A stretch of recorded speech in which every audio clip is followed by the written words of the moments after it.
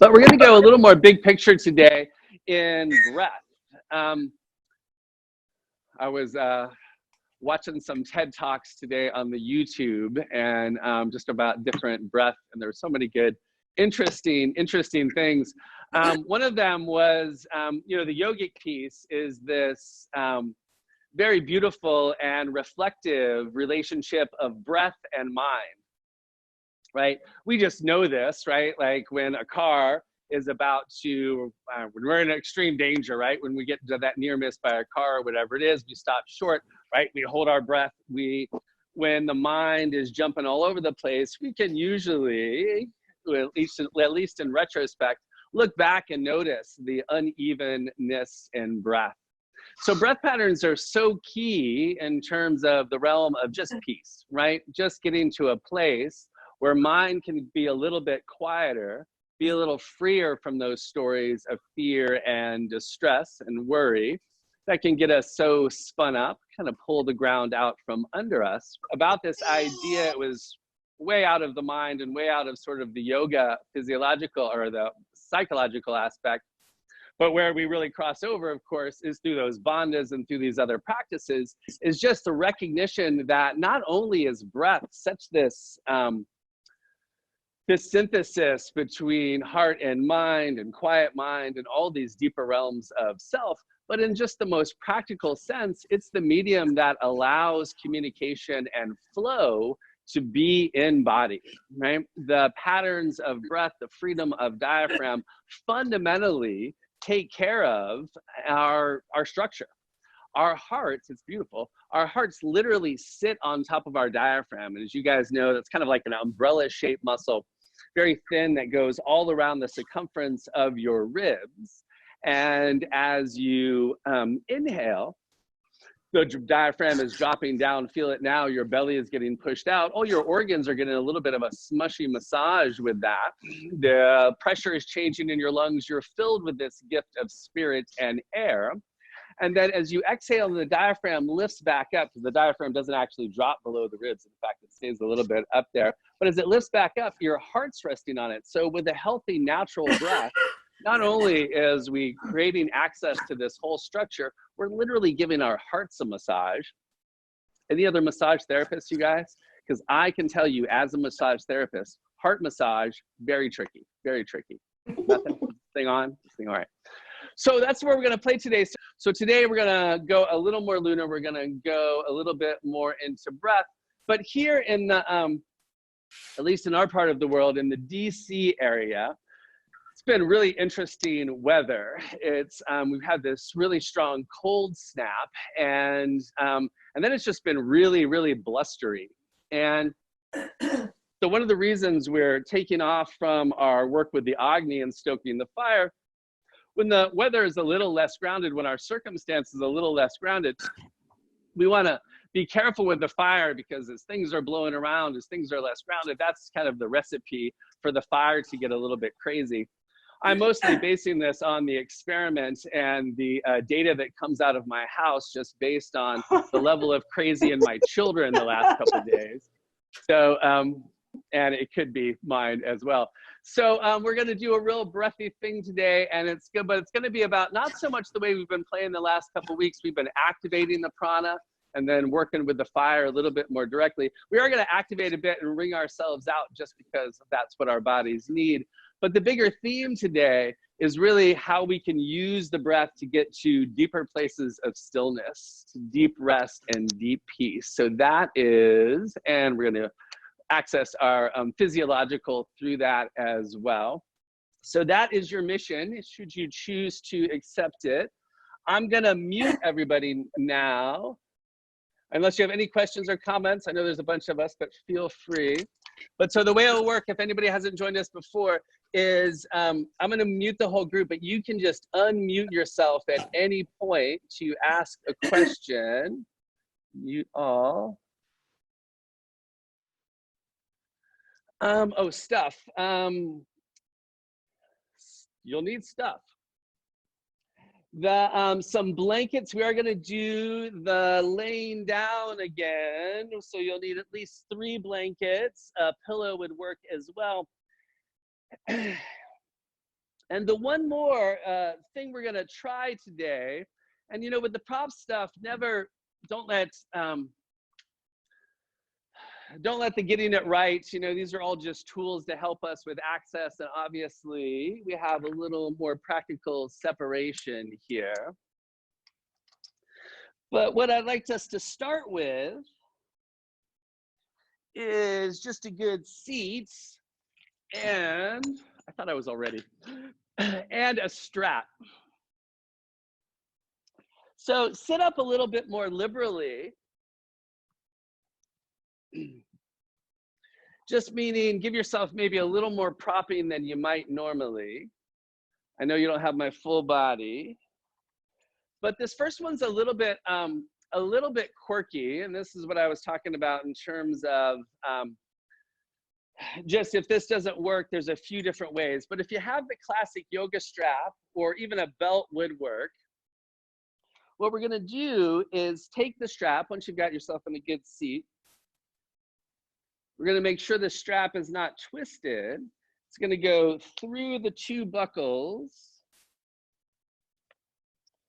And then you're gonna take it back through the middle of the two to pull it the other way. And of course, that will give you an adjustable strap. And this is tricky because if we do this too tight, it's gonna have the opposite effect that we're looking for. But even then, it kind of gives us some unique feedback. So the idea here is we're gonna be on the lower ribs, a little bit lower the nipples, below the breasts and lower ribs. And you're gonna put it just there. And the idea is to cinch it up just enough that it'll stay by itself.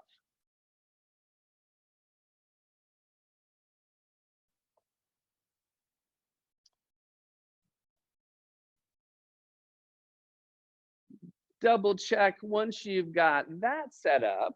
Double check and please give yourself a little bit of manual rotation in the inner thighs. Just check out, is it possible, is it available to be a little longer through the lumbar spine in particular?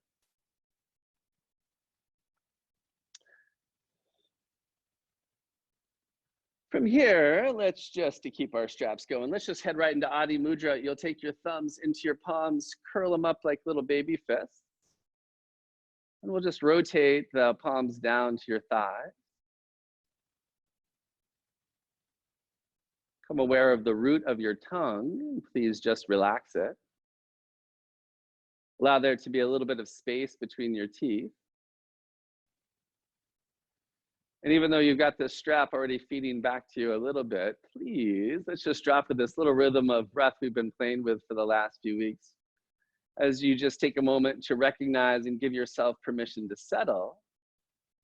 And from this settled place, we open to the gift of life as inhale draws down all the way to pelvic floor.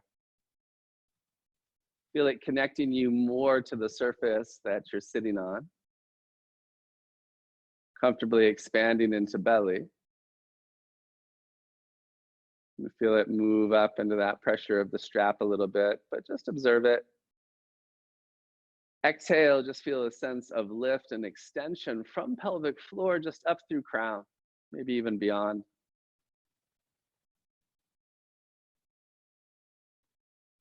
Continue to try less. Now feeling the genesis of inhale that's moving down into pelvic floor, right at the tips of your nostrils.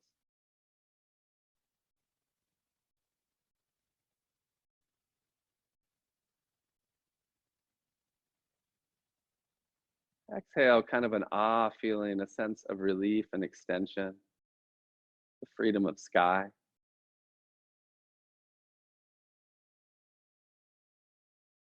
Slow it down. Enjoy the breath, following it from nostrils to pelvic floor. Feel that sense of expansion into pelvic floor, as if the breath had its own gravity, like it was a liquid.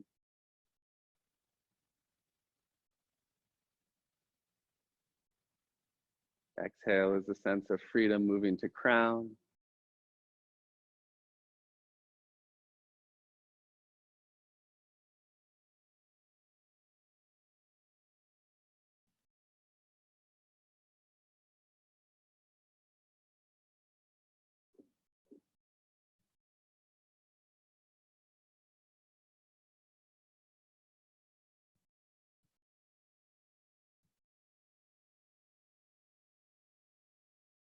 Wait for the next exhale.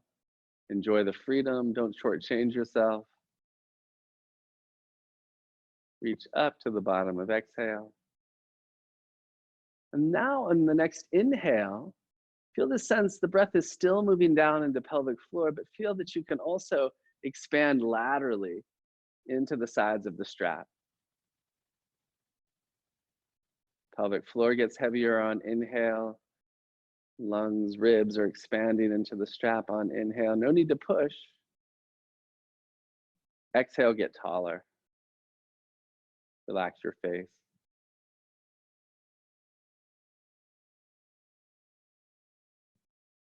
Inhale, rooting you into pelvic floor, bringing a sense of strength and stability.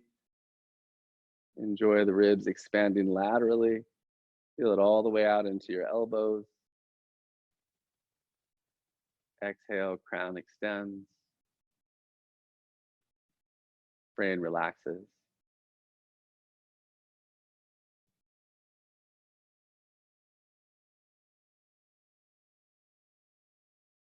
Slow it down. Stay with it.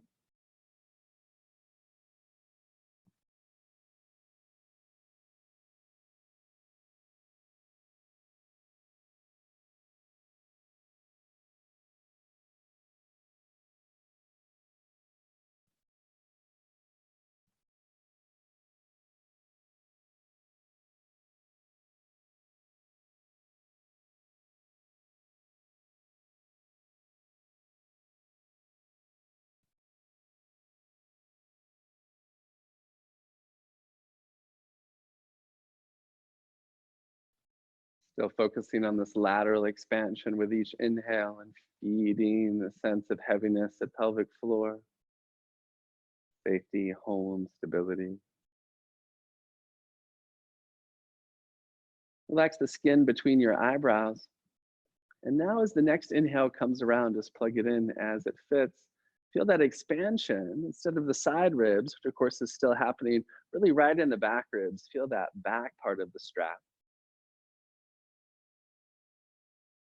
And feel how those areas play together as as you fill this area naturally, like a basket opening up, the ribs are widening out. And really, of course, what's happening is the whole circumference of the ribs are expanding with each inhale.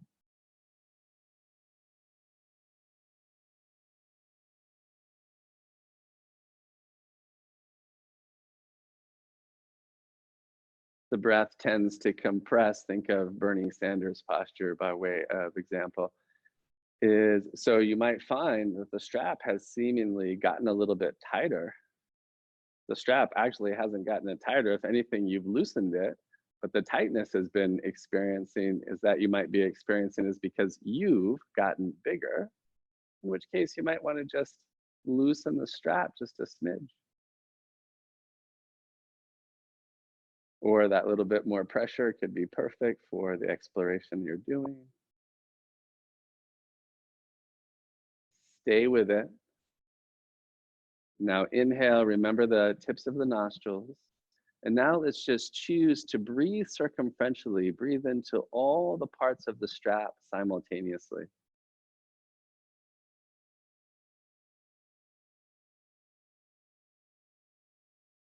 Exhale, get taller, freer, longer. Open your ears.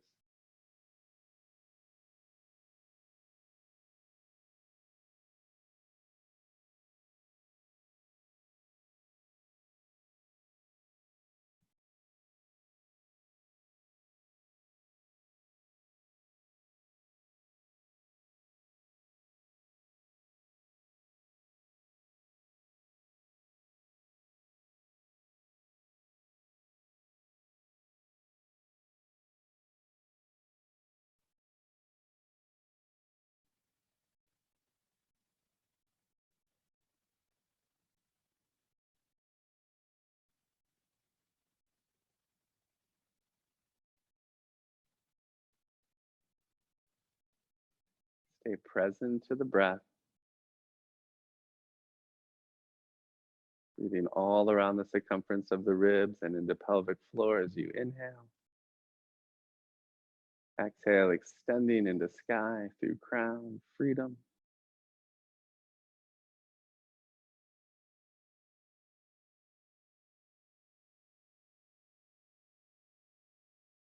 The next time, exhale reaches through your crown into the limitlessness of space. Simply pause the technique and see your mind as a still lake.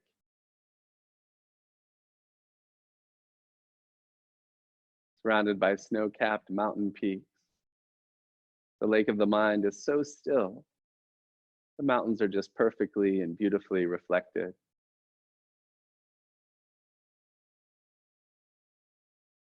As thoughts arise in the lake of the mind, they appear as a ripple. The lake of the mind is powerfully pulled towards stillness, and quickly she settles. See your mind as a still lake.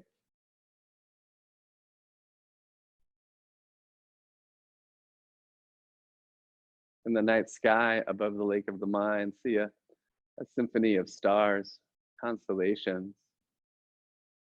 Bring your attention to the back of your skull, roughly at the height of the eyebrow center, a point called Bindu. And at this point, please see a large silver blue moon, full and resplendent, just like the one a few nights ago. See the lake of the mind just drenched in moonlight. Feel and enjoy etheric healing moonlight penetrating mind, nurturing, cooling.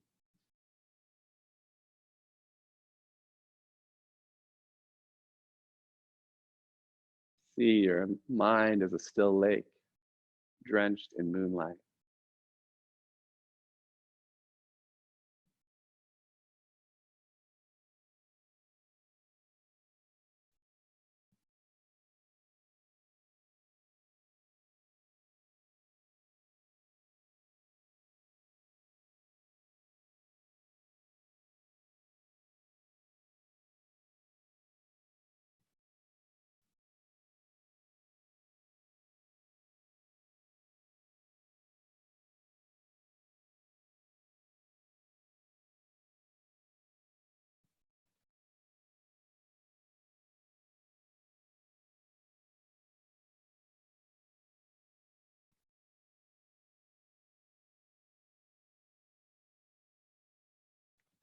In this challenging time, we choose to come together. We choose to cultivate peace, knowing just like in our bodies, no part of us operates independently. As we cultivate peace in our hearts, it affects all the other hearts.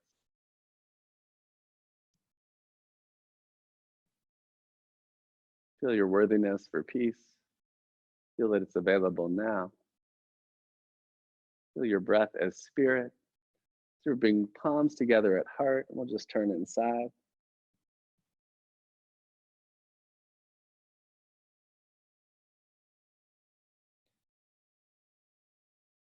Release your hands. Soft eyes. Just take a moment. A little pranic shift happens when we change all the systems of our body with the gift that is breath. Notice the shift in your vision. Let your eyes lift. Back a little bit. Stretch out if you need to, but we're gonna sit a little more. I hope. I'm having a little trouble seeing myself there. So yell at me if I'm not in a good shot.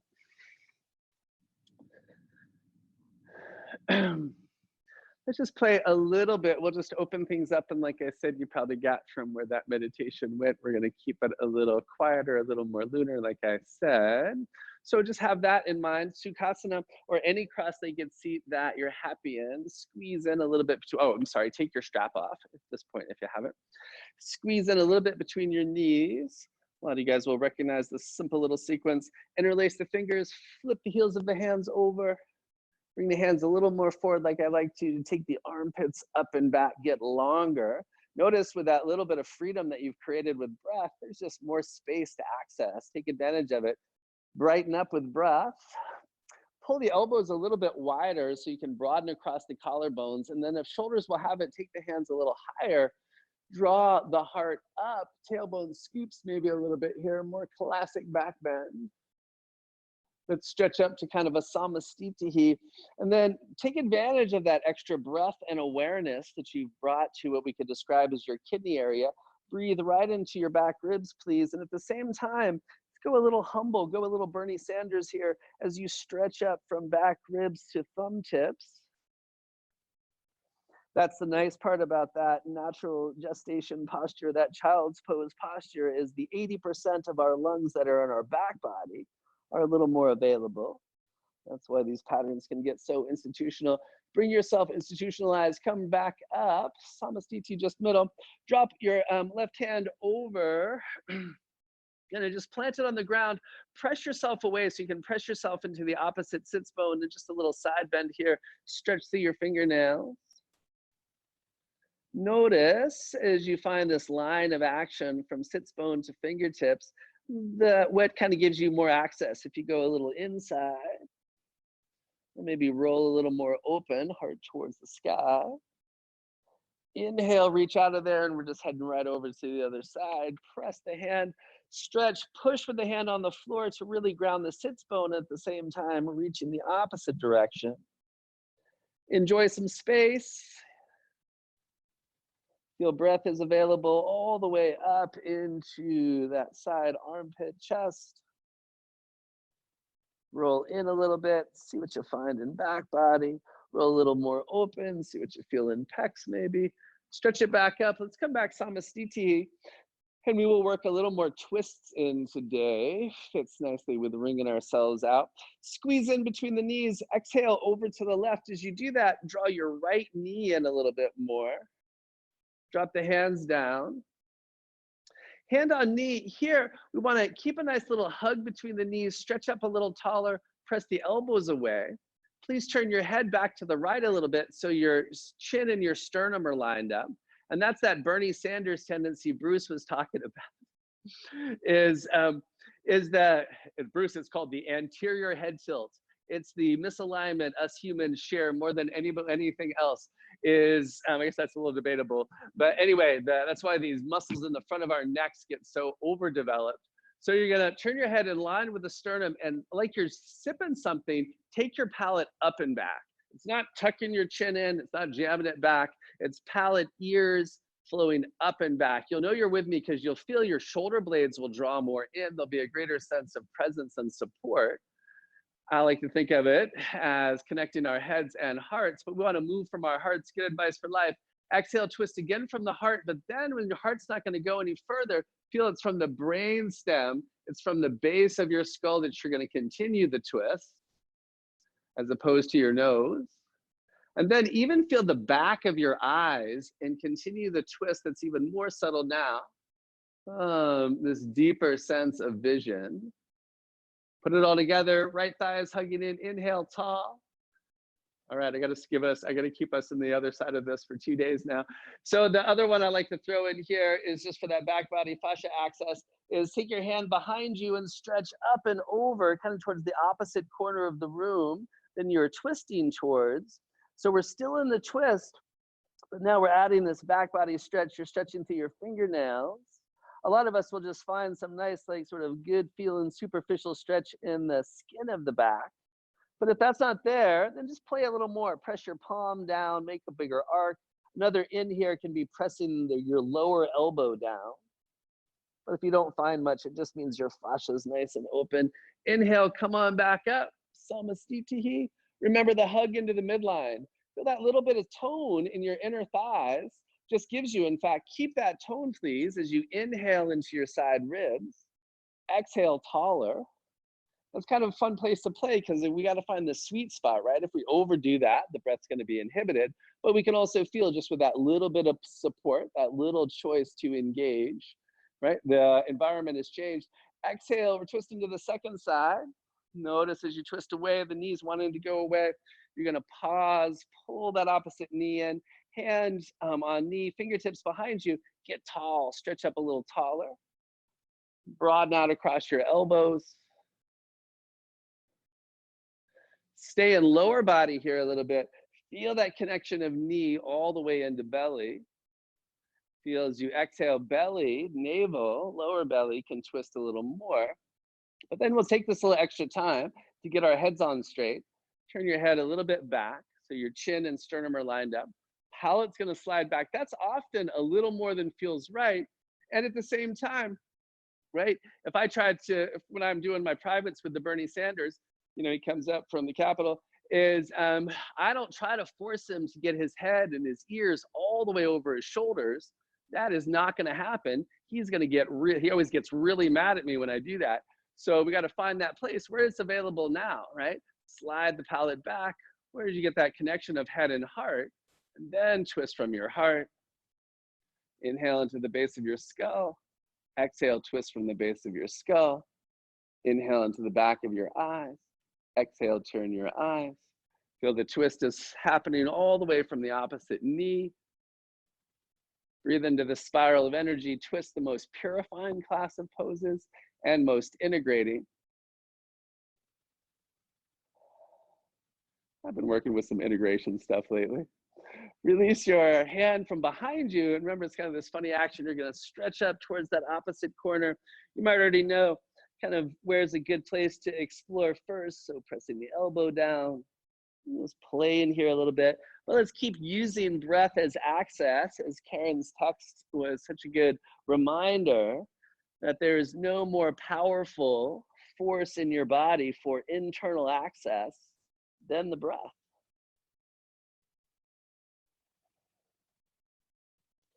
Inhale, stretch on up, unwind. Exhale, come on down. Let's maneuver ourselves. Like I said, we're not going to stoke too much, but we will get things moving here just a little bit. Let's put a blanket down and we'll maneuver ourselves around to all fours.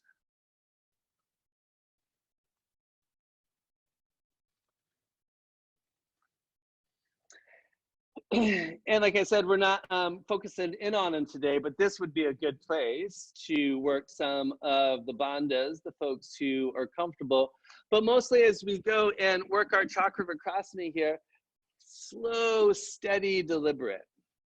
Smooth exhale, tails scooping under. Feel, those of us who were here last week, remember we really broke down the Agnisara a little more directly.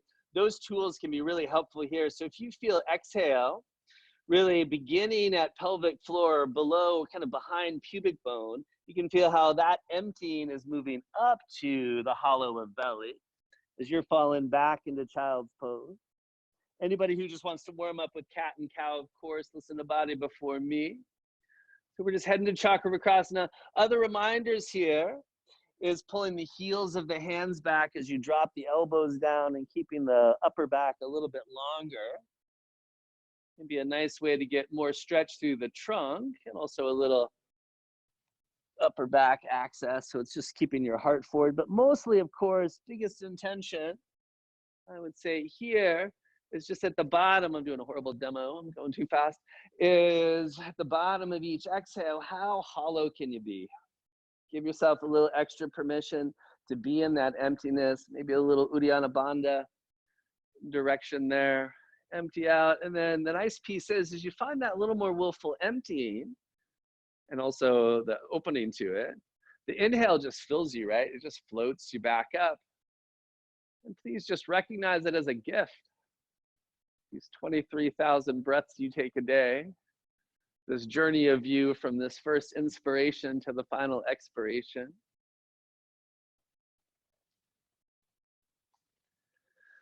Visualization of the flame at Manipura is a nice classic practice here. This is also, hey, Miss Jackie, a nice place to remind ourselves of that deeper intention for peace, which is truly a practice.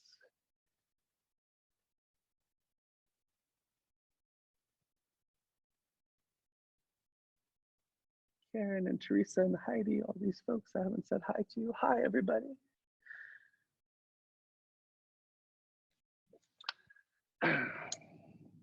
Keep your gaze internal. We'll just do a couple more. The breath and the mind like two fish swimming in tandem. Feel this deep exhale just as a clearing out of some of that brain babble that brains just generate.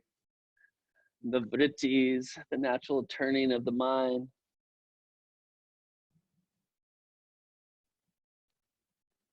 Feel that deep emptiness. Next exhale.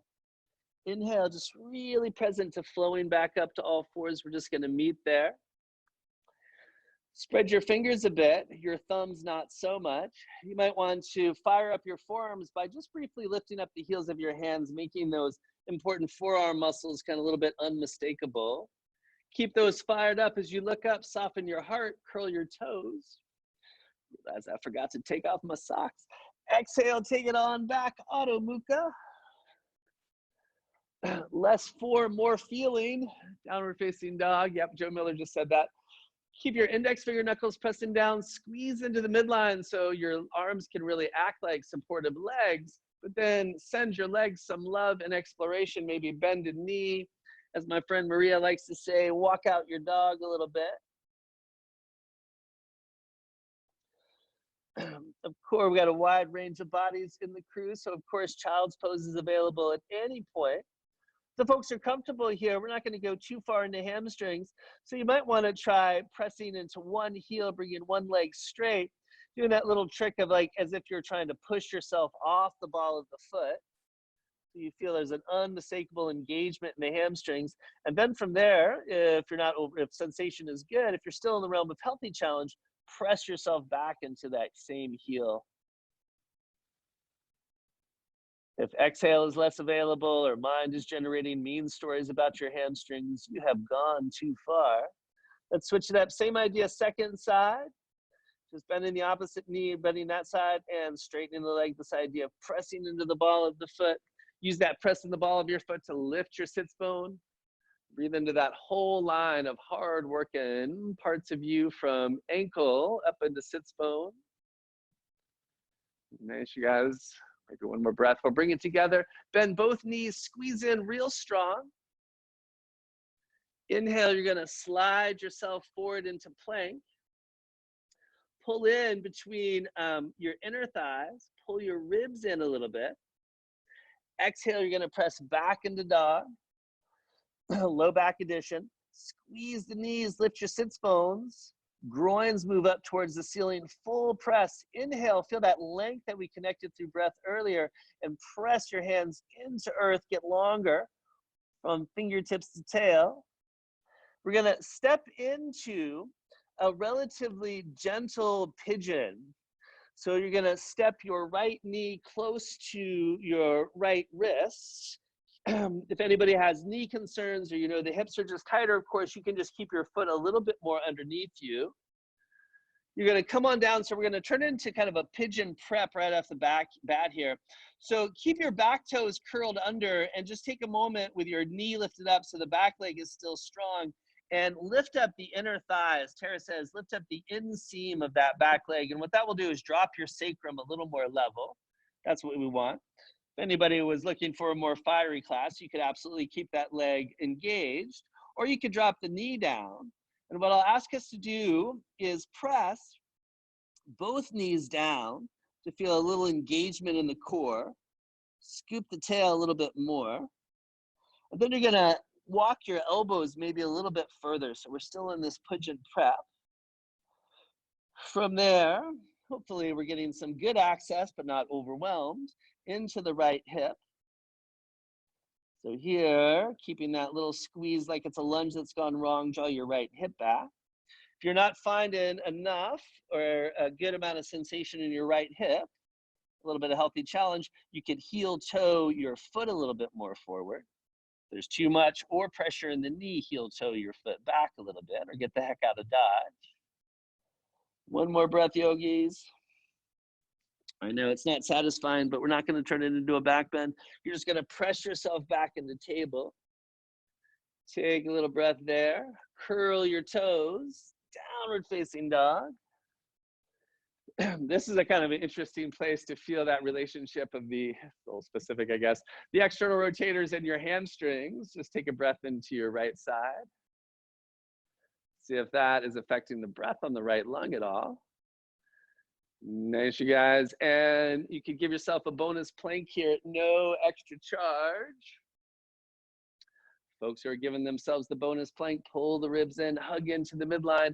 Feel this same breath, inhaling around the ribs and then extending through the whole body is kind of an interesting practice in plank. Planks go back to dogs. All the dogs are going to step your left knee up for that other half of pigeon-esque. And then we're going to work the back leg a little bit, remember. So as you come in and kind of finagle yourself into the form, take that moment. The back leg is going to tend to externally rotate. Oh, talk about external rotation. Have you guys seen Bernie Sanders' external rotation? It's unbelievable. From it's back to the chair thing. From here, you remember the inseam, so the inner thigh of your back leg's lifting up. Proprioception is tricky. So usually most folks can actually just kind of reach back and just see how level is your sacrum. And then even if you're keeping the knee up, you can work this next action. But if the knee is down, pressing both knees is a little bit more obvious. Feel that core engagement. We want to tone the psoas first. And then we're going to maybe you can just press your elbows down and pull yourself a little bit longer. But you might find a little more space just works there. And nothing to get right here. We're giving ourselves some engagement now. You're pulling your left knee back. Sometimes a little bit of micro movements can be nice here. For more intensity, that heel toeing the shin bone a little more forward will go a long way. Or back.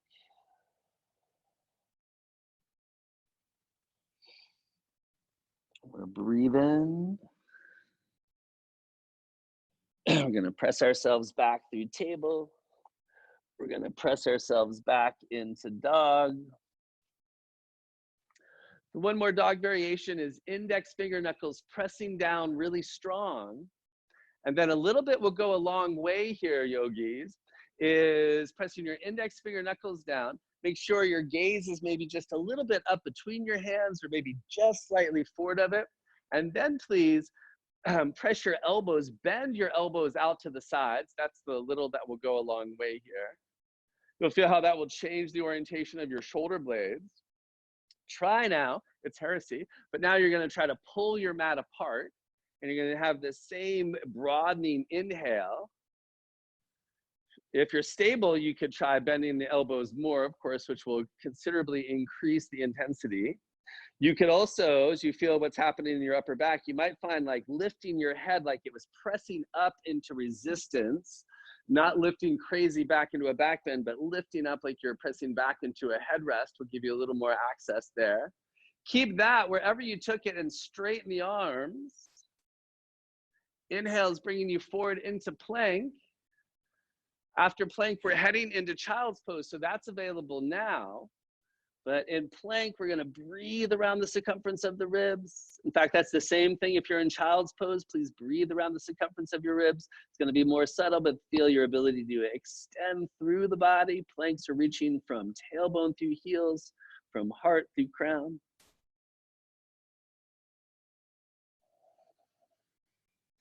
Planks whenever it's appropriate. On an exhale, bring yourself down into child's pose. Pause in any child's pose variation, maybe palms underneath your noggin. It's a technical term. So you can, so there's just no distraction. So it's just a little repose. So we just stirred the fire a little bit without excessively activating the prana. We stirred up a little bit of energy and opening. A little more internal orientation for practice. So let your gaze come right back inside.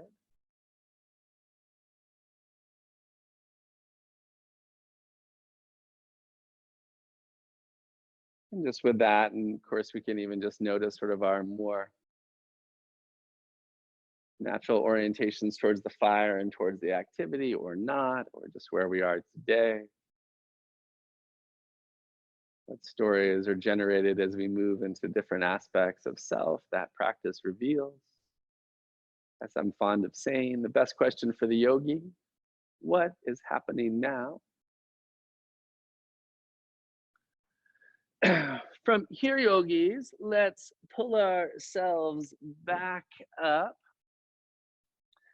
Table. And we're going to do just a few more hip and pelvis things, but really we're kind of just changing gears now into kind of a nidra-esque practice.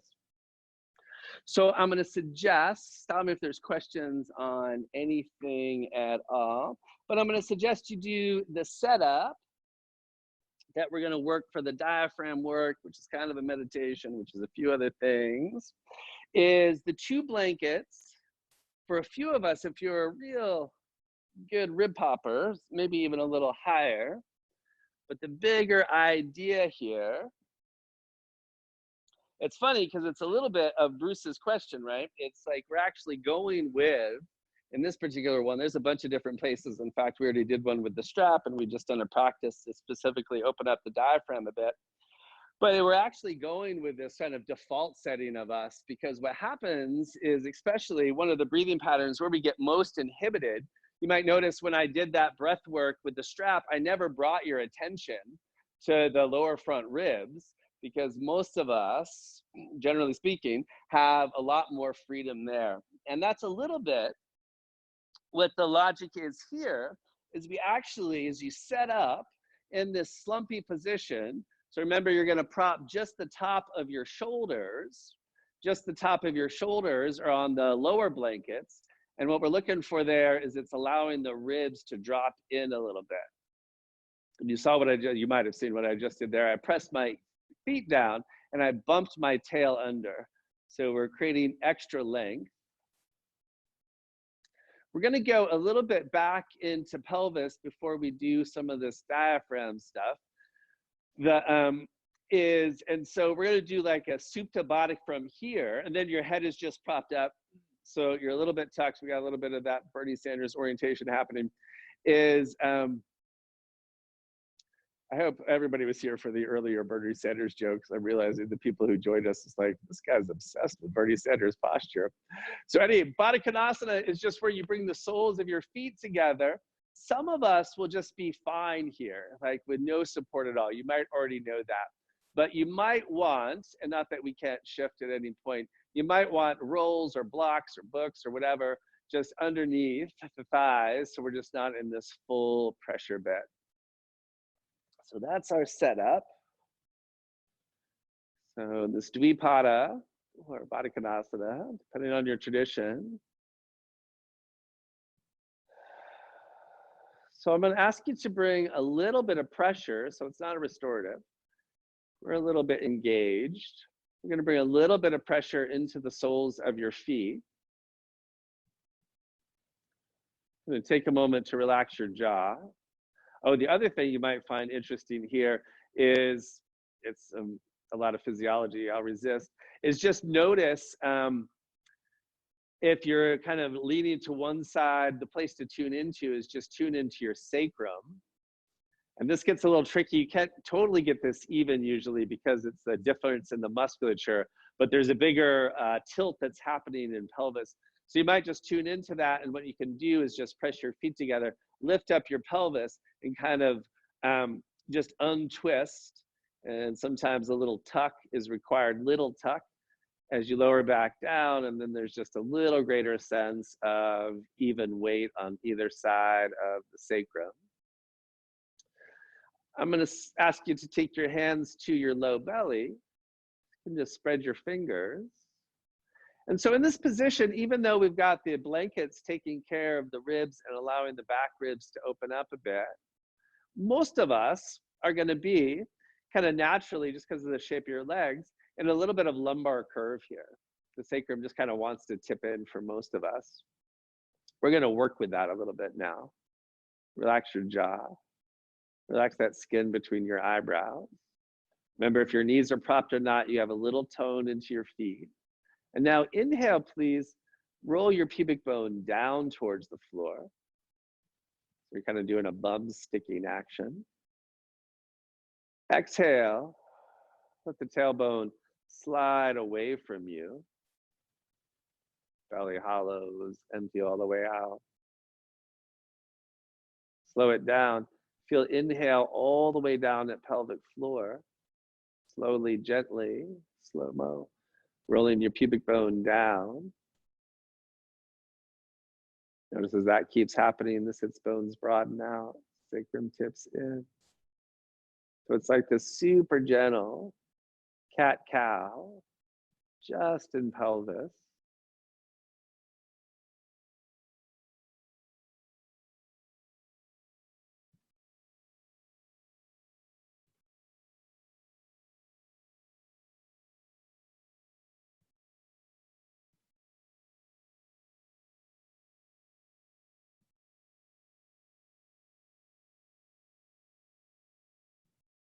Inhale, sits bones, pubic bone, just like the breath is like the surf. And the pelvis is like the rolling movement of the surf.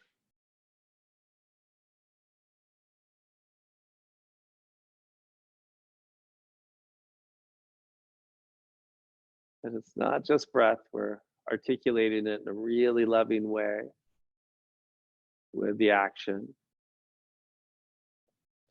So take advantage as you get to that deeper hollow of exhale. As the belly is emptying out, notice you're bringing you right back into that posterior diaphragm, into the back ribs. Even though inhale, once again, just think about it just like you started with.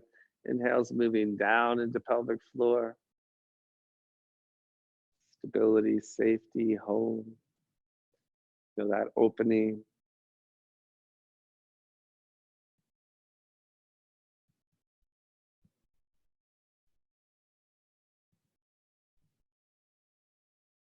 Oh, and of course, don't be stuck anywhere. We're students of body and breath, not of Joe. So if this can be a trickier position of groins or any part, we just need a break for whatever reason. You just bring your feet flat and you can do the same technique.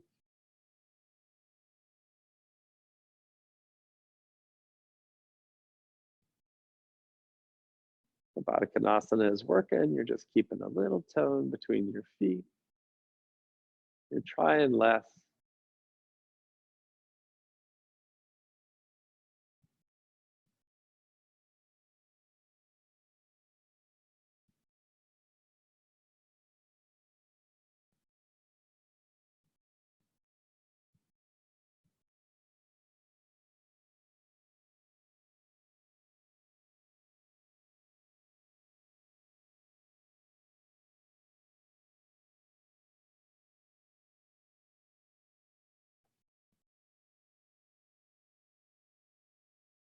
Just do one more in this form of the pelvic articulation. Once again, a little deferential to exhale. That's a quieting stroke of breath and spirit and mind. And then next inhale, instead of articulating, just let pelvis kind of roll back to where it's happy. Some of us might be really happy, like if your legs are great here, then you don't necessarily need to shift. Probably most of us at this point, as we move up to the next section of body, constructive rest or even just stretching the legs out, just to take the hip flexors, the groins out of it rather. Not to go too laissez-faire, have your legs however they're happy. And now you might not need it, but you might find it useful from belly, sliding your hands kind of with a wide space between index and thumbs up into the side ribs. And you probably know where I'm going here, which is now pelvis is just still. As inhale, same breath we started with today, is you can feel that little kiss at the tip of the nostrils, but like a nurturing liquid, this nurturing nectar that's just moving down into pelvic floor. Feel it actively feeding the heaviness of pelvis and even your heels as the breath moves into belly. And maybe just initially just kind of touching the hands into that little lateral sense of expansion. Resist the urge to push and just let the exhale happen as the belly drops down, as the ribs sink back to center, kind of just hug into you, giving the breath back. The next one will be a little more deliberate. Well, you'll stay connected to inhale, moving down into pelvic floor, but now also breathe into the warmth of your hands.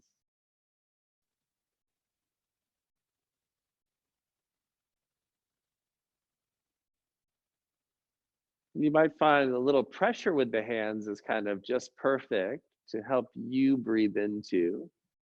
But the hands are also kind of neat because you can kind of take the hands away real gently as you inhale. It kind of just allows there to be a little more dynamic sense of relationship. That's what we're doing. We're relating to our inner bodies.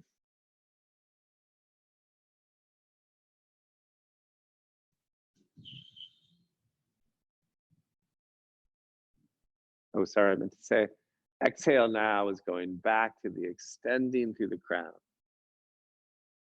Take your time. Inhale, this nectar is moving down into pelvic floor. Widening out the ribs.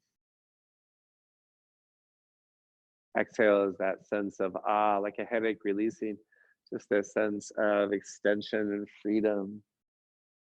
No effort required. In fact, less is more.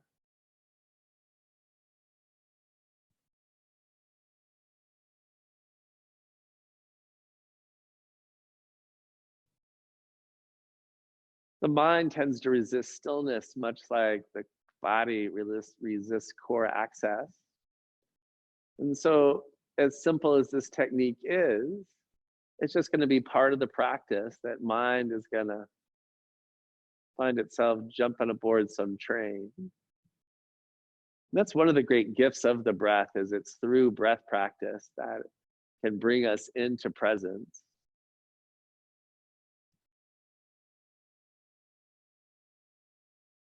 They're super related, but I think that's, for me, like why the pranayama stuff can be so much more helpful as a starting place than the meditation.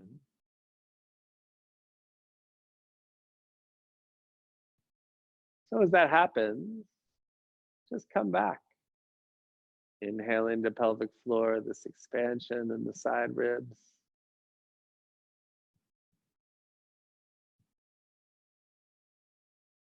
Exhale is just extending through crown.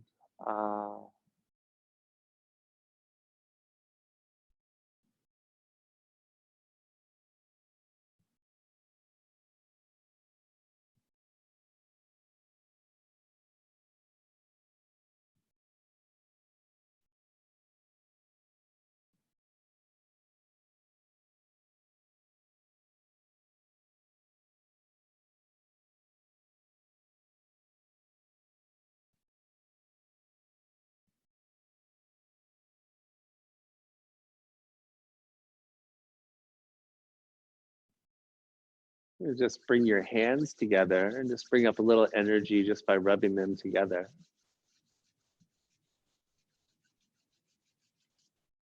That little bit of energy at your hands, just cup your hands just to the outside of your ears and temples. Bring the hands close enough that you can feel their energy and warmth. We're in the same practice. You're inhaling the pelvic floor, expanding into the ribs, but now, eyes closed, connect your peripheral vision and also feel this sense of lateral expansion of breath out into your hands. Don't think about it too much. Exhale is just an that creates freedom from pelvic floor to crown.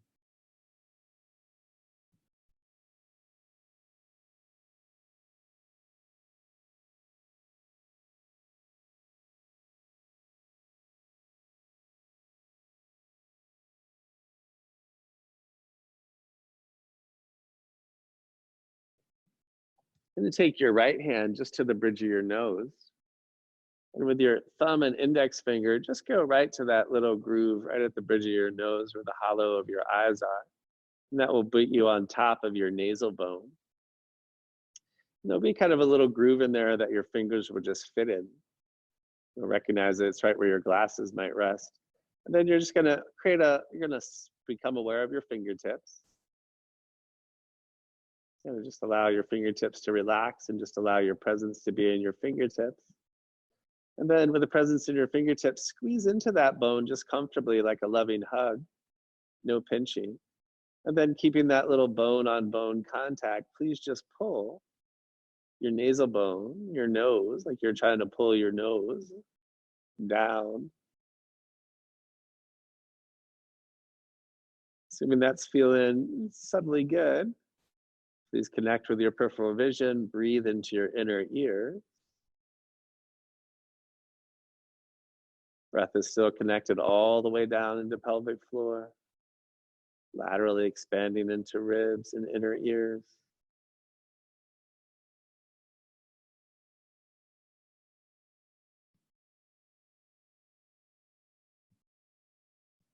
Release your nose. Going to bring our hands right to where your rib cage is, the lower border of your rib cage. Just be real gentle and sensitive with yourself as you just kind of map out that little line. There's kind of two wings, of course, which come into the center channel at your sternum. Right where they come together is the most muscular area of belly. That's just where the rectus abdominis and fascia attachments are thickest and often tightest. There's also a bone right in where these two meet that we want to be, some of us have, that we want to be a little sensitive to. So we're going to stay away from this little right directly underneath the sternum. And initially, we're even go a little extra wide. So if you just let your fingertips be on that lower edge of ribs, sliders really can't get this wrong, but have the fingers, hands, a few inches on either side, 5 or 6 inches away from each other. And now we're just kind of palpating here a little bit, and we're just feeling right where, and it'll probably be a little sensitive, right where the ribs and belly connect. You're pushing against the ribs, so you can feel your fingertips moving deeper into belly. And then just be satisfied with where you are in terms of your placement. Relax your jaw and your brain. You're still in this breath pattern, even though I'm distracting you. Inhale into pelvic floor. Inhale into ribs, jaws relaxed, brains relaxed. And then as exhale happens, really open to exhale, allow your fingers just to sink into that exhale. Gonna take our time. So as soon as you feel a little bit of resistance, you're just gonna pause. Make sure the movement, but sure you're empty out completely. And then they might come out a little bit, but see how practical it is to let the fingers stay where they are as you inhale, so they get a little swallowed up. I think you got where I'm going here. Next exhale, take your time. Less is more. It's the only way this really works. We're really working, as we often are, with this deeper parasympathetic, this relaxation response. So as you exhale, no rush. Let your fingers sink in a little more. A bunch of folks have been just taking all my classes. So the folks I've been playing with this week. So you guys, of course, are the folks who did this stuff with me a few months back.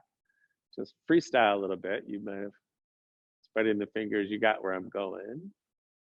Most importantly, we're creating space. We're accessing breath. We're letting go of things that inhibit the spaciousness required for peace. So at this point, we're still on the same general location and you're sinking in. Some of us might have gone plenty far enough. This can be real sensitive. Breath patterns or emotional patterns. There's so many patterns in here. So you just listen. If you're comfortable, just stay there a couple more rounds. If you need a break, give yourself a break. Others of us might find that we're still getting a little bit of access, and some of us might be deep enough that it's practical, be real sensitive to this, that we can actually start to curl the fingers a little bit underneath, and that's where the true attachment is, but we're affecting the diaphragm regardless. In fact, as much as all this mechanical stuff is great, I would suggest that our awareness and quality of breath and presence is the best gift we're giving ourselves and all this good work.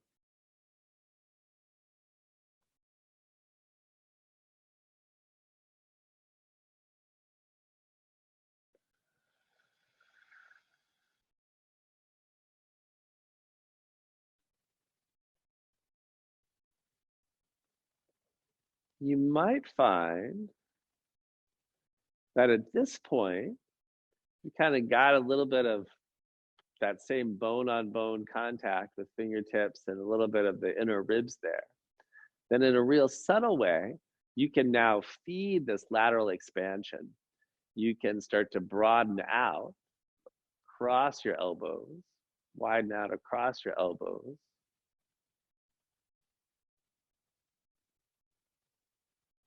If you add that one, stay connected. Remember, one of the reasons, not only to loosen up the anterior, the front diaphragm, but it's also to give us more opening in the posterior diaphragm. So as you feel this broadness, stay connected to it in the back body. Remember that basket I was describing as the ribs are opening up, this widening action. Each rib is double jointed. It's like a bucket handle hinge and a door hinge simultaneously. How cool are you?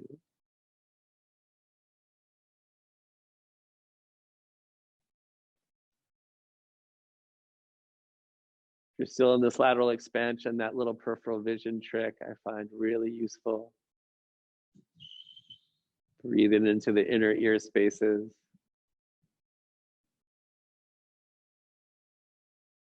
And that's actually where we're going next. I'm slipping in this osteopath stuff. Is we're gonna reach back up to ears, or reach up to ears, and you're just gonna grab your lobes. And if you use your kind of bend your index finger and use your thumb, you could just get kind of a bigger skin connection, and that will just be a little more comfortable and gentle, because that's what we're going for. So you're gonna grab your lobes, this little funny setup, but you're not gonna pinch them, you're just gonna get that same nice connection. And then you're gonna pull your ears both away from each other gently and back. Do the away first and then back. And then you're just moderating a little bit. I don't mean to be a broken record, but as you connect with your peripheral vision, your tongue is super relaxed. Inhale like a nurturing nectar is moving down into pelvic floor, feeding safety and strength, expansion. Then just really enjoy this lateral expansion from there. This ability to breathe into the side ribs, the back ribs, the armpit chest. Underneath your collar, your shoulder blades rather.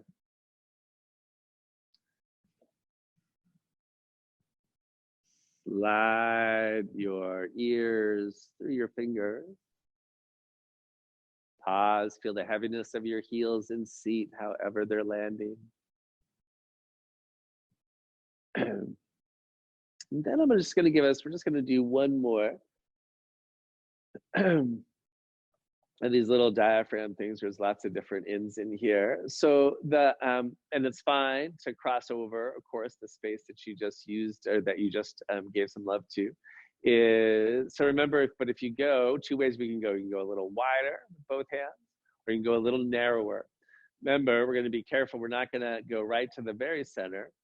And that it'll be a little more sense, could be a really good choice, is if you go a little narrower, we just kind of want to know we're working a little, there's a little more resistance in there, just anatomically for most of us, especially for the rib pokers, I would say, but maybe not in this position. So anyway, yogis, you're in charge. Don't step ahead. I mean, don't rush. Exhale, let your fingers sink in. There's more sinking. Always more letting go.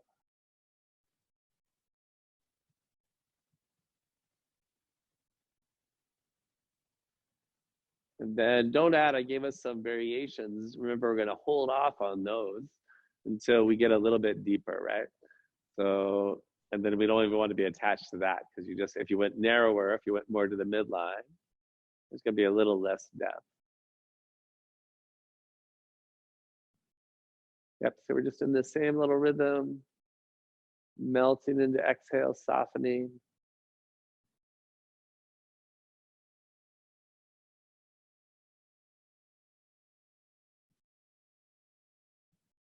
I was playing with this, and a nice technique was one you've heard me do before, which is this idea of, even though you've got this finger thing happening at your diaphragm, posterior, anterior, is inhaling into the back ribs and filling that area with breath, but then also exhaling and letting that same lower back ribs, kidney area get heavier. You'll feel, the mathematicians would say, that's a directly proportional relationship to how loose the front diaphragm is getting. Just going to do this. We're just going to give us another minute and a half here. So at this point, some of us might have reached a good pause. Some of us might want to bump out and go wide. Some of us are a little deeper and you're starting to curl the fingers in a bit. And you can trust yourself here. I will tell you, if there is places where there's a few spots, very few, where we could hurt ourselves with palpation. This is not one of them. Unless there was some structural rib issue or something, but your body would kick you out of here before that, most likely. Anyway, so remember, we've got the broadening. We could work here a little bit. The curling under, maybe a little bit of both.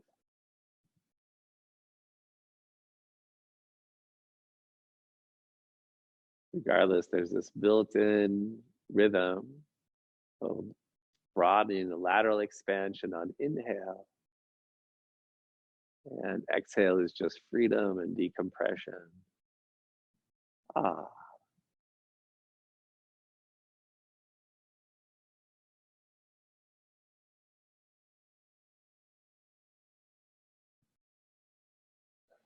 All right, we're going to let that go. Back to my little massage therapist osteopathic tricks. I'm a little hesitant to do this one, but it just so fits with what we're doing right now. The occiput, it's a whole nother story. The quick version is, no part of us operates independently.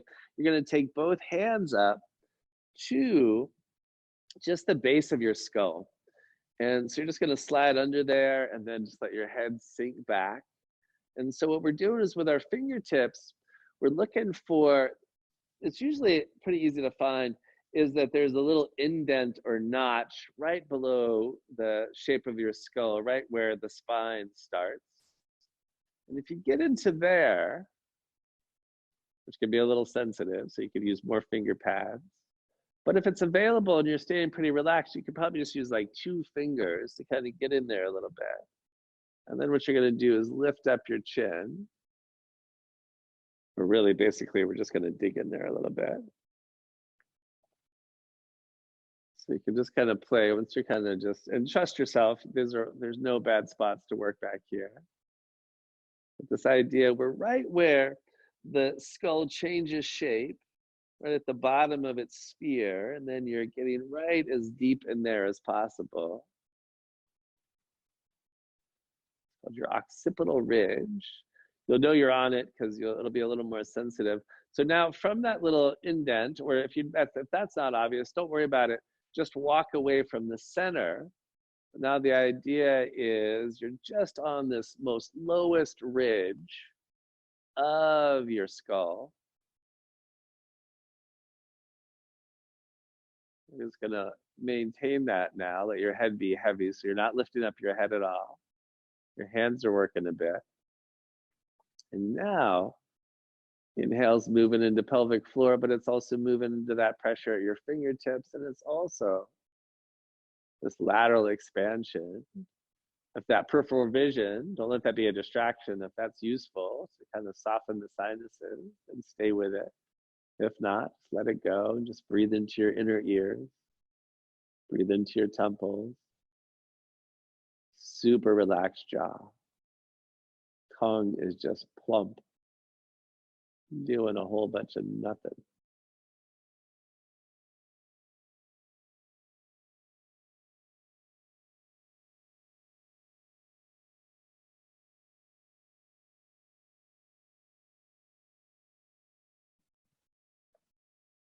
All right, we're sliding the hands away. The massage therapist in me wants to keep taking you into points, but we're going to change gears here a bit. We're going to move into a little laying down presence meditation that's going to take us into Shavasana. So I'm just giving you that heads up. If for any reason, body's your teacher more than I am, if you just need to get out of this, if there's any propping that you need, if you're happy, of course, just keep doing what you're doing. And we'll just do less of it. Take a moment to adjust in any way you need for the next couple of minutes. Legs can be however you want them. Just because I pulled us back in the mind, I'm just going to talk us through the practice a couple more rounds, and then we'll move into this following path of breath technique. We worked it last night. Inhale, down into pelvic floor. It's this nurturing nectar, this life sap.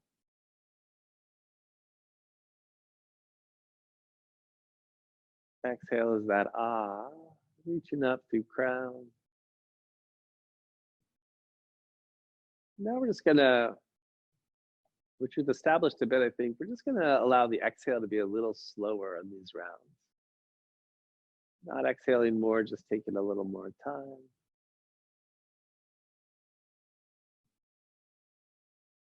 Think of this play of kinesthetic awareness you might have currently.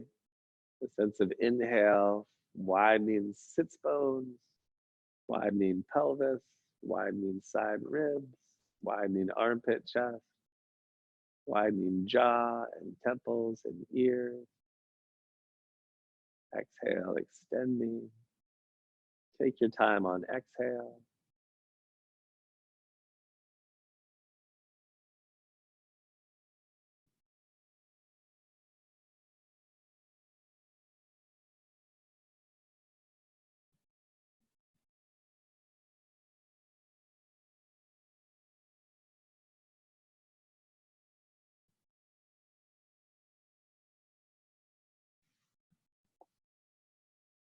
And now this is going to keep happening, but you are no longer going to do it. So this nurturing nectar of inhale is moving down into pelvic floor, expanding you laterally. Exhale is just as quiet and sweet as it could be, just a sense of relief, giving back, and honoring.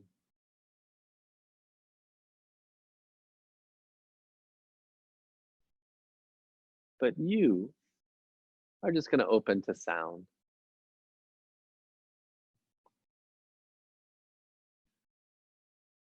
The sound of my voice.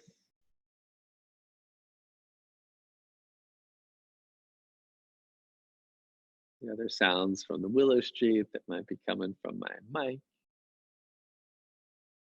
But of course, sounds in your room, in your space. Maybe sounds inside your body. Become aware of sound.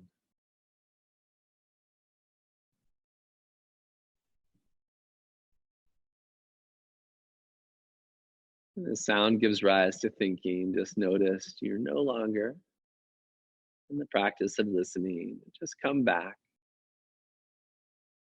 opening to the experience of sound.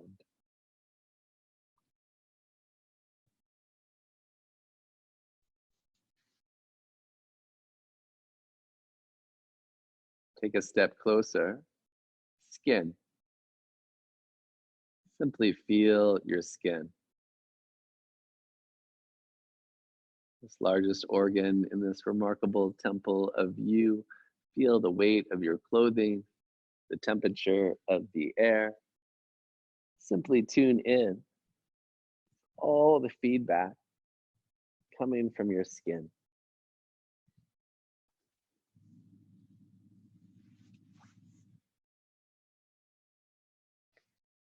If you find yourself thinking or perhaps judging your skin, just notice.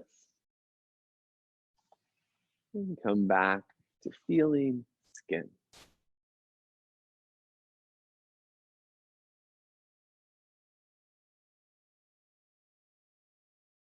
closer still thought,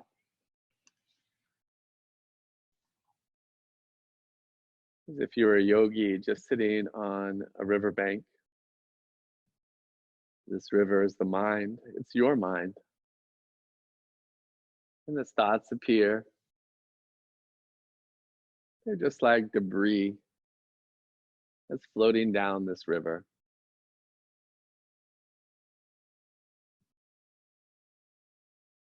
This is a little more challenging for mind, but feel your ability with that same dispassionate awareness to simply observe thought. So that even if these thoughts are charged with emotional energy, you have the ability to simply observe.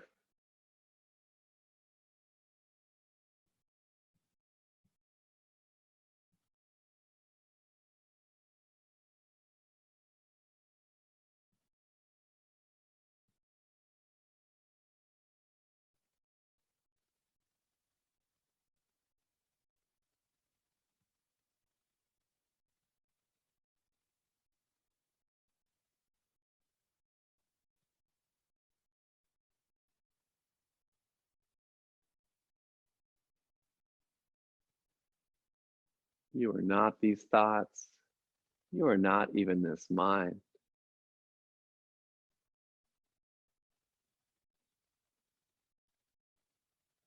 You are that spark of awareness that is hearing my voice right now. Feel that part of you that is observing thought, opening to sound, and feeling skin. Into that place, simply let go.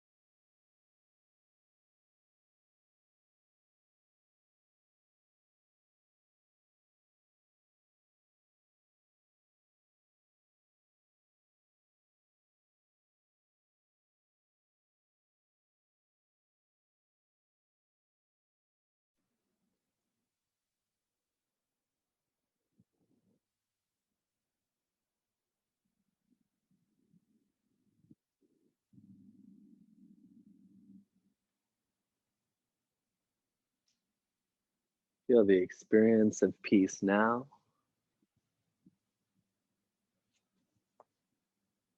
Recognize yourself as the source of peace.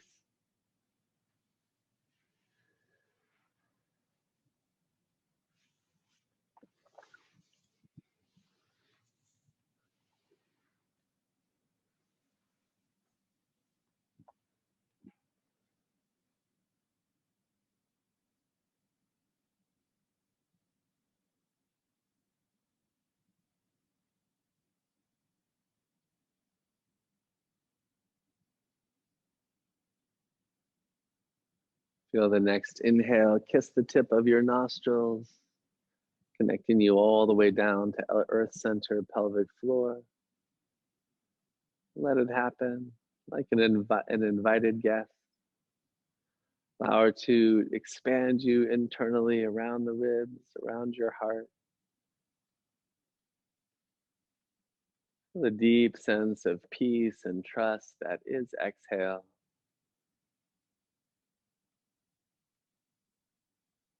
Feel this miracle of life as breath.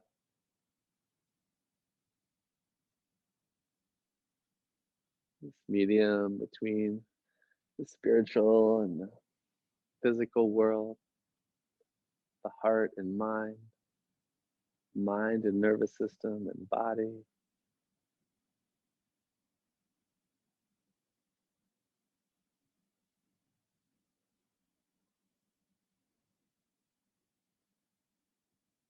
But as yogis, we recognize this breath as all of those gifts, but also our most empowering tool for inner peace.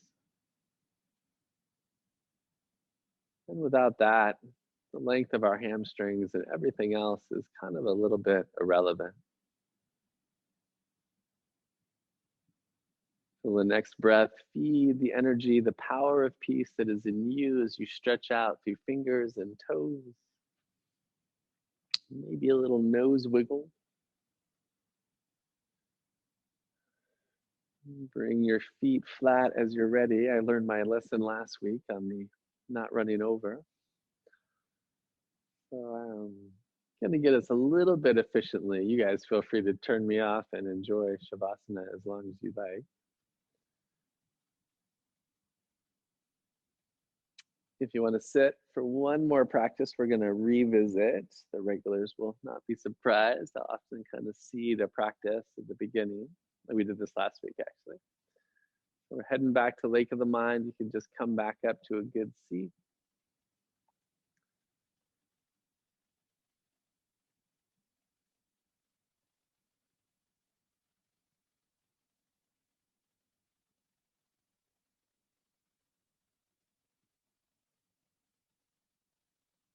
Although I want to really encourage you to work with this breath technique and, of course, Samavriti, some of the things I didn't layer on today are other ways to focus mind.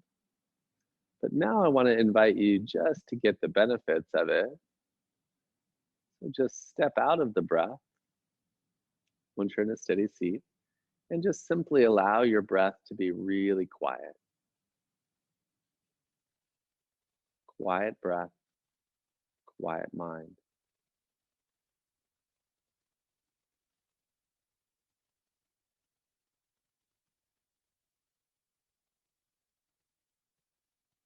Feel the experience of you.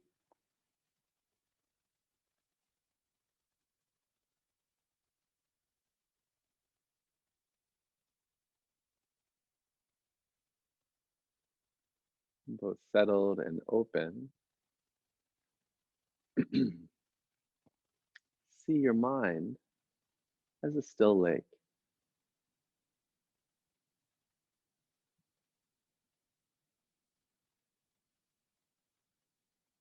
The lake of the mind, so still. Its surface is almost like glass. The mountains that surround the lake, beautifully reflected.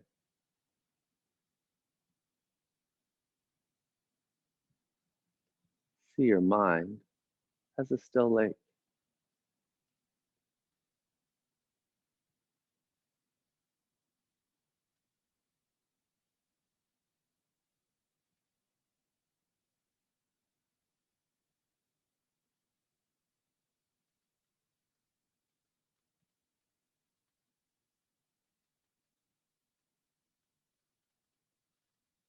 Bring your attention to the back of the skull, the height of the eyebrow center, the back of the skull. See a large silver blue moon.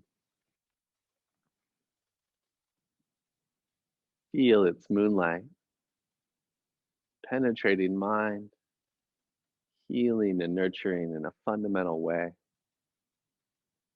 See the lake of the mind drenched in moonlight.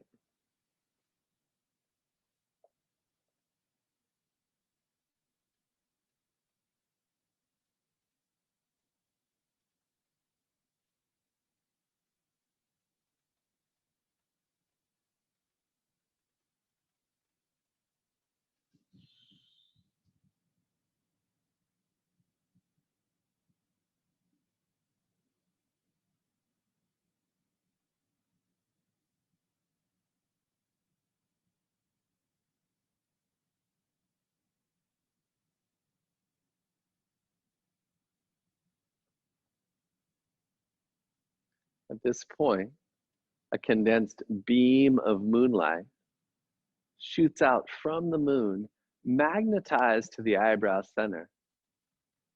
So there's this beam of condensed moonlight shooting across the lake of the mind. And now this effect of the moonlight is just that much more intense. Feel this vibrant moonlight penetrating deep into the lake of the mind, drenching the mountains. Feel that part of you that's hearing my voice be absorbed into the beam. Feel presence absorbed into this condensed beam of moonlight.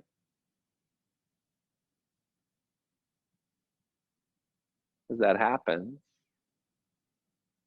the beam will leave your third eye, and you're just going to travel out on it into the infinite.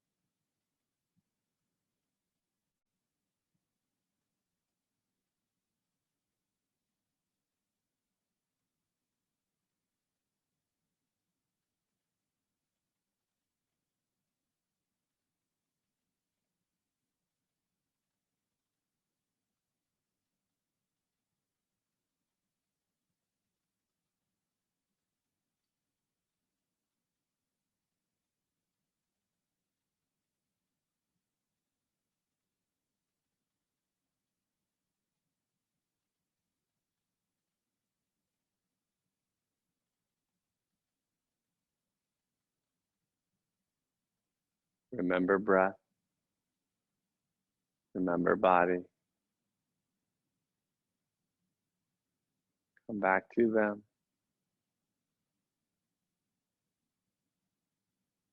Feel yourself together.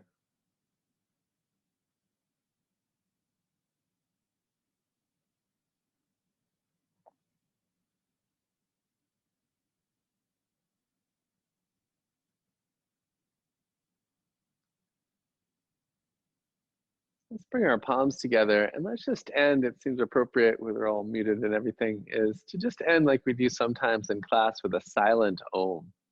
So we do it just like we normally would together, but just internally. We'll do it after this big inhale.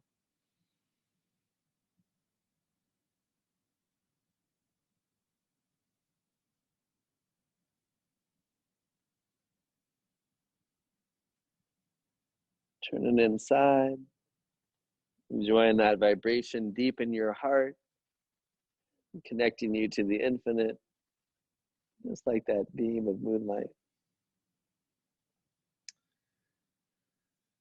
Namaste, yogis.